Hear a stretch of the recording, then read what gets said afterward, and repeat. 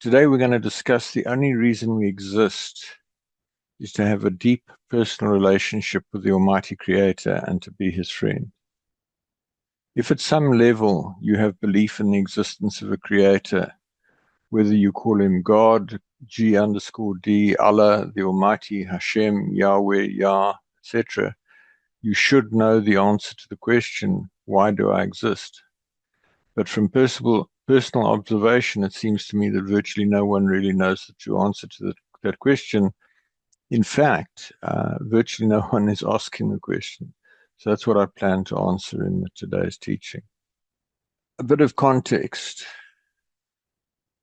The Almighty Creator desires a deep personal relationship with you. In fact, He desires a deep personal relationship with every person on the planet. If you're not actively serving Yah, then by default you're serving Satan. My objective is to show you how you can make a big difference on earth and qualify for a position of high esteem in heaven for eternity. It's important to understand that as a believer, just being good is not the point. It's relationship with Yah that counts. Without this, you will be in a very unpleasant place in heaven with no way out. My aim is to show you how to get close to Father. If you're a good person without a clear relationship with Yah, then you're in a spiritual no man's land, and you will not enter heaven when you die. The Creator has said regarding unbelievers, why would I want someone to spend eternity with me when they do not believe I exist? Yah is calling everybody on the planet to be involved and serve Him and help Him to have victory over Satan. My goal is to show you how to do this. Fundamentally, we each need to learn to see things on earth from Yah's perspective, and my aim is to teach you how. So our topic today is the only reason we exist is to have a deep personal relationship with the Almighty Creator and be His friend. Something that I pray regularly, may Yah judge me severely and correct me harshly and show me the level of my present deception and how to correct it with regard to everything that I write and publish. I first prayed that in about 1997. I've prayed it very regularly, as in quite often daily, for many years. I've fasted against that declaration. For that reason, I claim that what I'm teaching is well approved by Yah, is accurate, and that you can place reliance in it. So as I said a minute ago, a question that should exercise the mind of every human being, why am I here? If you believe in a random process whereby you came into existence in an uncontrolled process with zero design oversight, this may not concern you much, although it really should. If at some level you have belief in the existence of the Creator, whether you call Him God, G_D, Allah, the Almighty, Hashem, Yahweh, Yah, etc., you should know the answer to that question. But from personal observation, it seems to me that virtually no one really knows the true answer to that question. In fact, virtually no one is asking the question. The correct answer to the question is the Almighty Creator who has always existed. His true name is Yah, the eternally self-existing, was lonely and He wanted friends to talk to and do things with.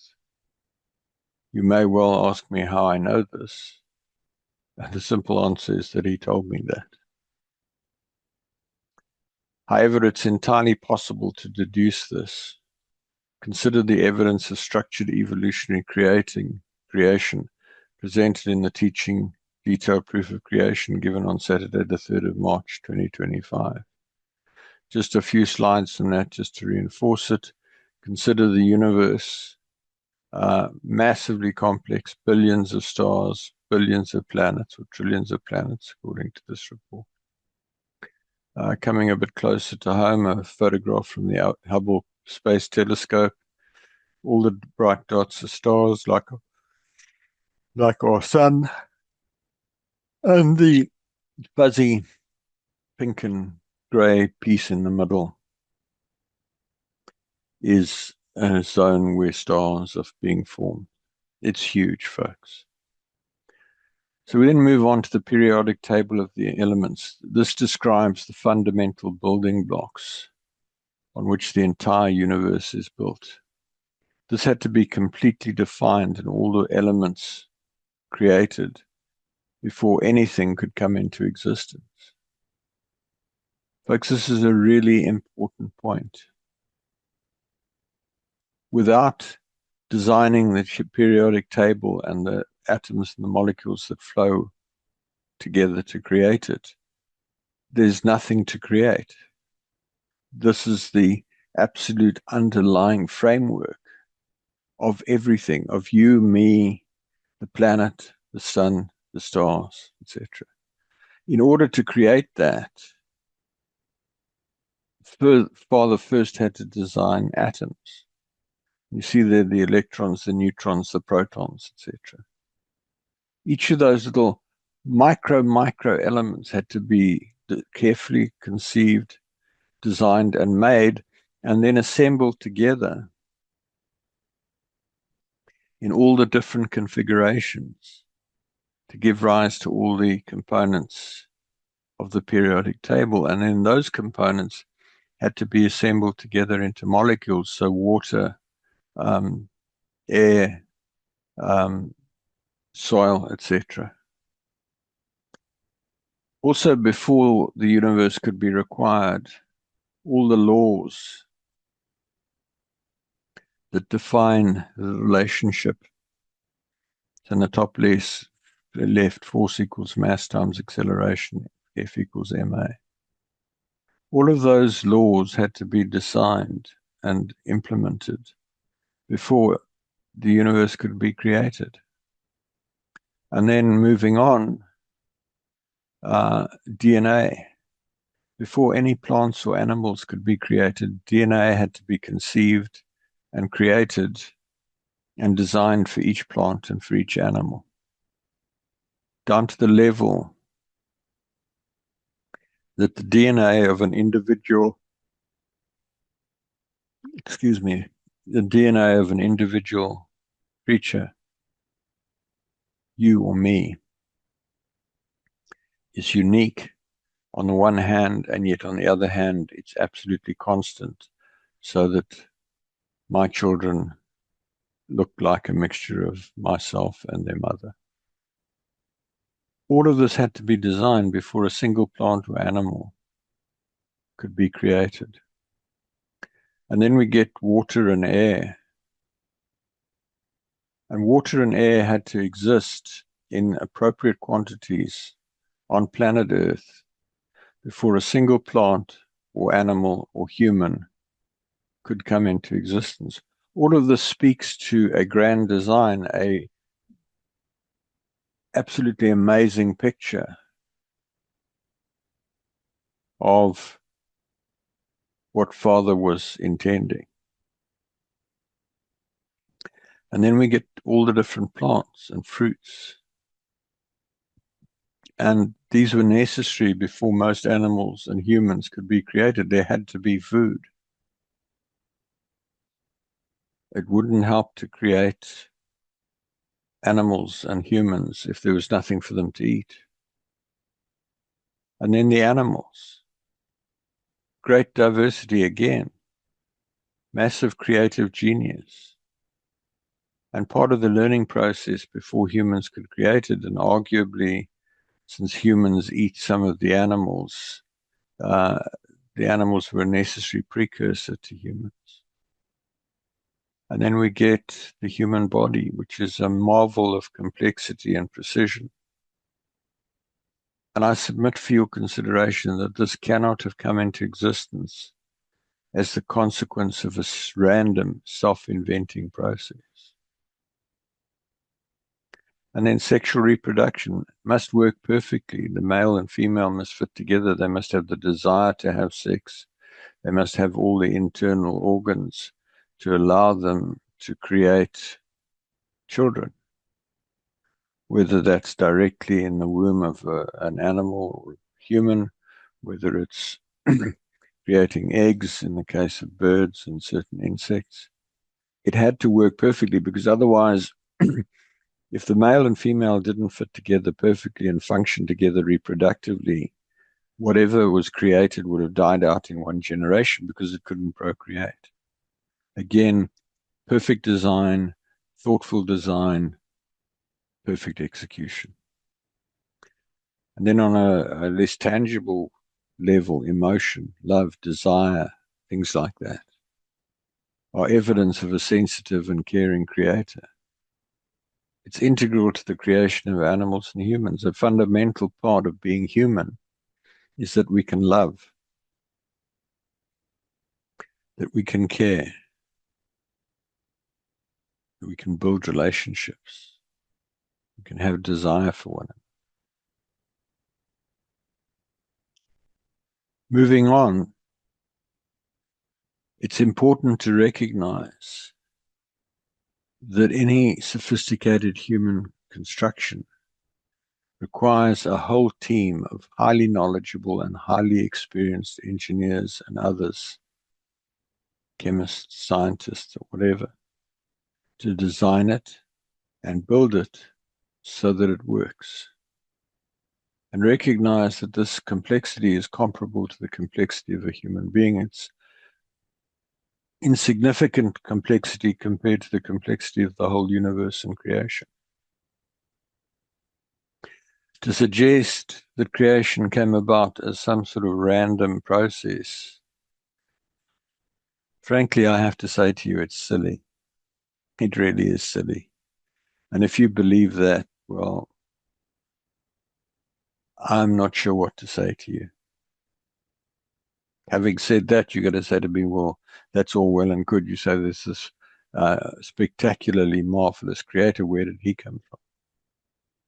Well, that's the dilemma of belief. That's the dilemma of faith, if you like. The evidence is there that he exists. He says he has always existed.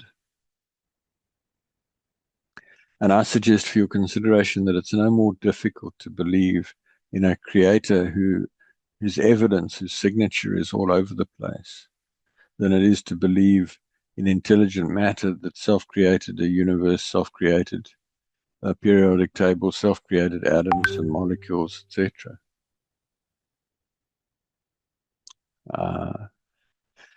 If you're battling with that, I don't know what to say to you. It's my contention that it is fundamentally impossible for everything to have come into existence without the conceptualization, design, and execution of a highly intelligent creative agency with a clear view of the desired outcome. In other words, a creator. But then Satan and human beings mess things up.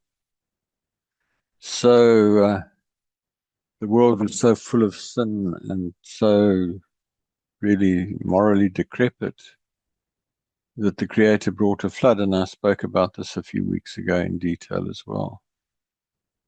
And surface of the earth was totally destroyed. It's really a discussion for another day, and as I say, I've presented on this in detail, but the key point is that the surface of the earth today bears absolutely no relation to what it looked like before the flood. And trying to deduce things about creation from the world after the flood has its limitations. And then to compound things, wars have destroyed societies and the whole social fabric, the whole history of human beings has been messed up as well.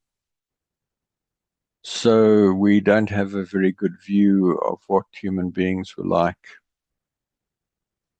after the flood. No. We really don't have any view for how they were before the flood.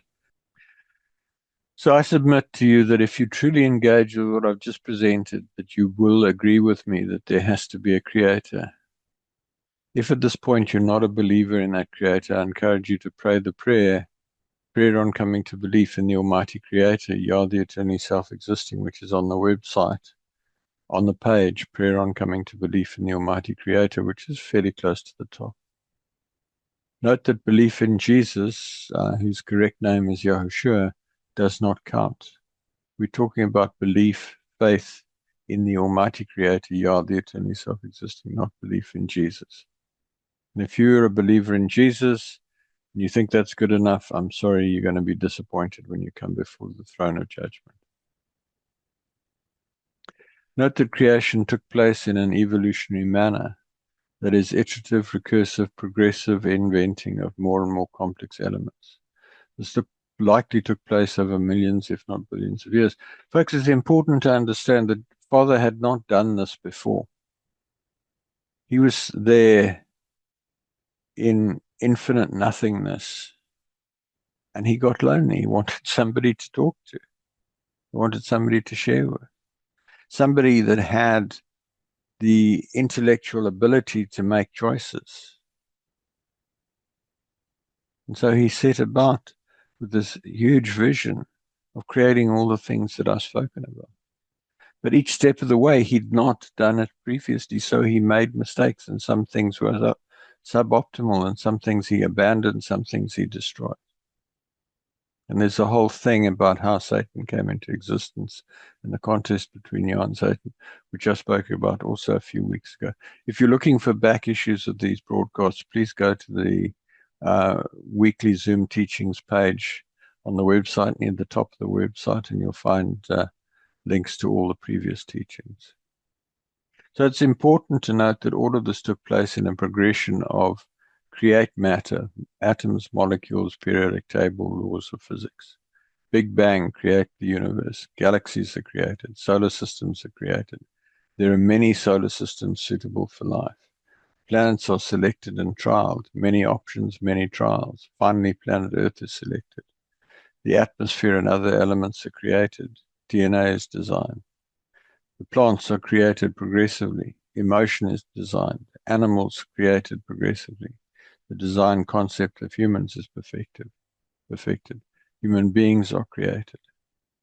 If you follow the logic clearly, it becomes apparent the entire hierarchy above was the necessary precursor to the creation of human beings.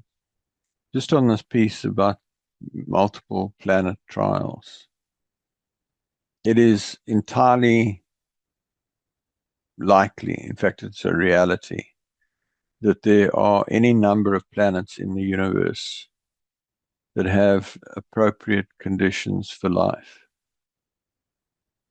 Father trialed various planets in different ways, rejected them, and eventually settled on Earth as having the correct characteristics. As I say, an exploratory creative process. So clearly the Almighty Creator went to a huge amount of trouble to create an environment where he could place highly intelligent beings with advanced cognitive, deductive, analytical, and conversational abilities on the planet, so that he could engage with and enjoy doing things with them. Beings with the ability to take decisions and exercise choice. And exercise choice is a key piece in this, folks. In other words, this entire universe, right down to the individual human beings, exists for one reason and one reason only: for human beings to be friends of the Almighty. What does it mean to be a friend of the Creator? Well, what does it mean for another human being to be your friend?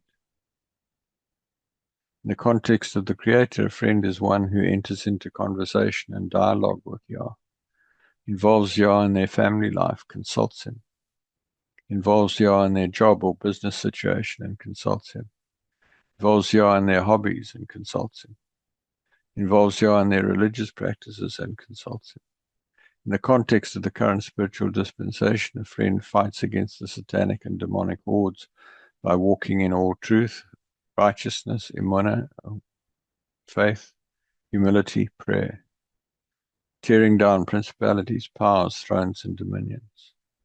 In other words, a true friend of Yah involves Yah in everything they do, understands Yah's objectives on earth today, and works with Yah to achieve those objectives. If you are not doing this, then you will be seriously disappointed at the end of your life when you come before the judgment seat and your whole life is played out in front of you. And Father says, this is what you were created for. And this is what you did. And you discover that you could have been up there and you're down here somewhere. And now I've told you, you really have no excuse. In this context, consider the great commandment, Matiyahu incorrectly, Matthew 22, verse 37. Yahushua incorrectly, Jesus said to him, you shall love Yah, the eternally self-existing, incorrectly the Lord, the Almighty One, incorrectly God, with all your heart, with all your soul, and with all your mind. That quote is taken from Bible Hub. Also quoted reported in Mark 12, verse 30, and it's citing Devarim incorrectly, Deuteronomy chapter 6, verse 5. This is a fundamental statement of what I stated above. Love Yah in everything and serve Him in everything. Notice that Yeshua, incorrectly Jesus, did not say, love me. He said, love Yah with all. So if you're singing, Jesus, do you know how much I love you? You're breaking this commandment and you are seriously out of line. I say again, if you're not worshiping Yah, if you're not serving Yah, if you are not loving Yah, if you're not Yah's friend, then your life is entirely pointless. Accordingly, I encourage you to actively seek to become a friend of Yah. Pray, Father Yah, I now choose to become your friend. Please take my hand and help me to become a friend to you, and then do what you find to do. There's much on the website, www.etimin.org, to help you, or email me at james@etimin.org. It takes time and dedication, but it's well worth it. So let's look at the critical elements of becoming a friend of the Creator. I've written and broadcast much in recent years about becoming a friend of the Almighty Creator. You are the eternally self-existing, and I thought it might be helpful to summarize the critical elements of becoming a friend. Point number one, deep revelation of the Creator. In order to seek to become a friend, you must be beyond doubt with regard to the reality of the existence of the Creator. You must know with absolute certainty that He exists to the point where you would rather die a terrible death than deny His existence. And that picture is an artist's impression of Yeshua hanging on the stake when He was executed. And He died on a stake, not a cross, by the way. 2, seek deep infilling with the Spirit of the Almighty. You must be deeply filled with the Spirit of the Almighty. This means that you worship Him at every possible moment. Listen to worship songs in your home, in your travels, in your work, at every possible opportunity. Take time out to sing worship songs on a dedicated basis, daily and weekly. See the article, How to Become an Anointed One, on the website. Then a deep revelation of the ranks in heaven. You have a deep revelation of the senior ranks in heaven, and you're determined to rise through those ranks until you become a friend. You have deep revelation. Reaching the end of your life as a friend is the ultimate achievement of this life. And I discussed this, I'll discuss it again at the end of this presentation, but basically we're saying that the getting close to Father is like climbing this jagged, steep, slippery mountain. It takes effort to climb and it's easy to fall. The reward for getting up the mountain is huge. So at the bottom we see wise stewards and good and faithful servants and overcomers who sit on the lower levels of thrones, and friends who sit on the higher level of thrones.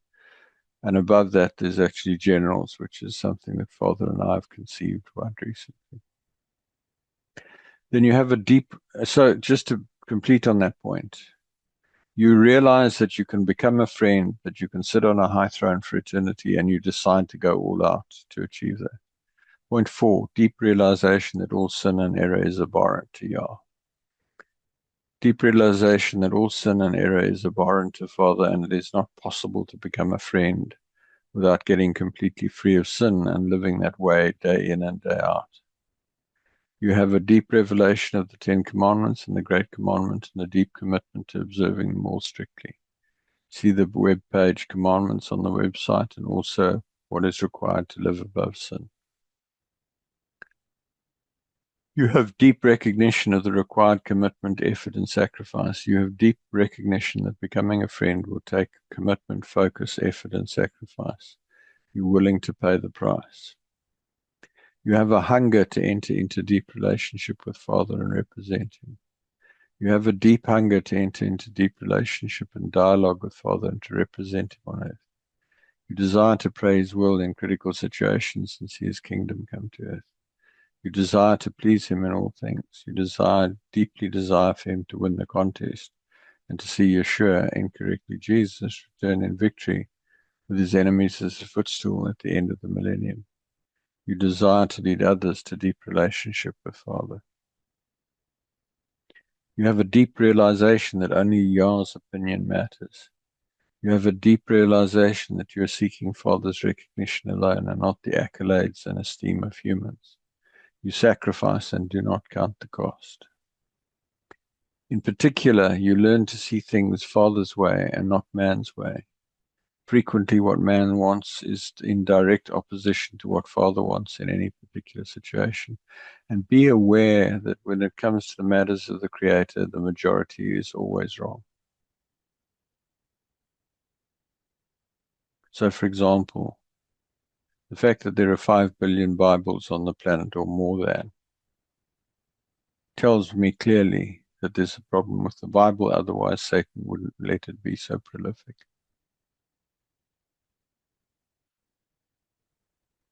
So if you can truly say yes to all the above points, then you're close to becoming a friend of the Creator.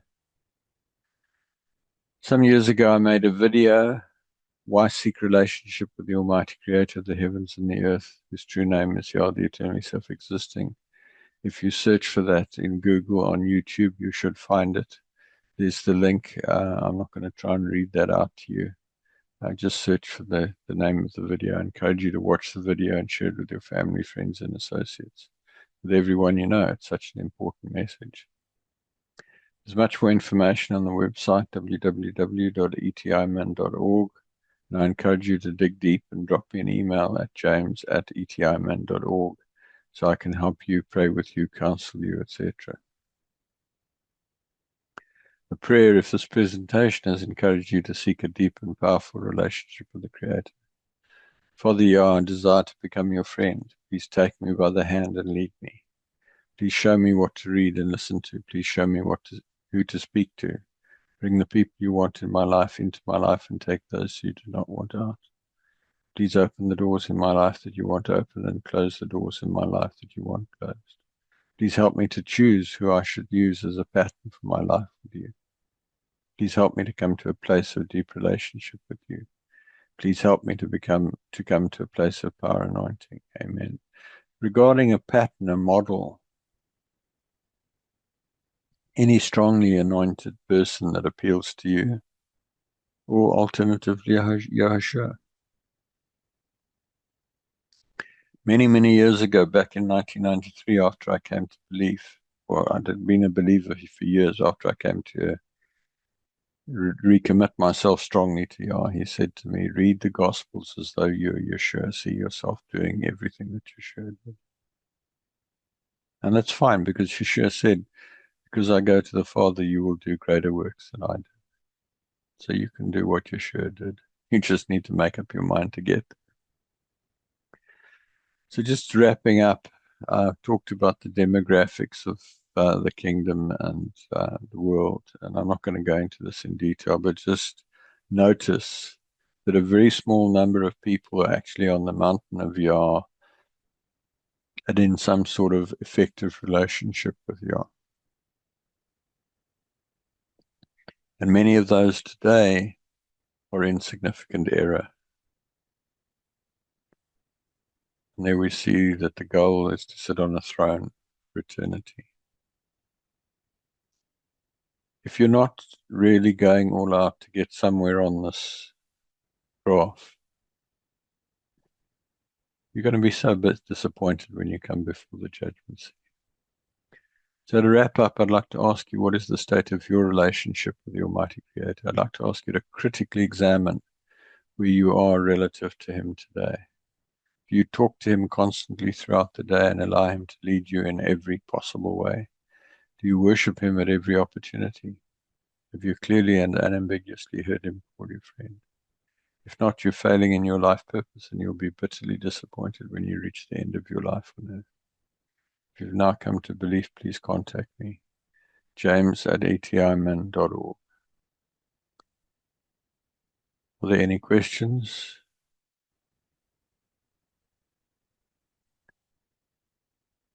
Next week's teaching, the essence of my message regarding sex.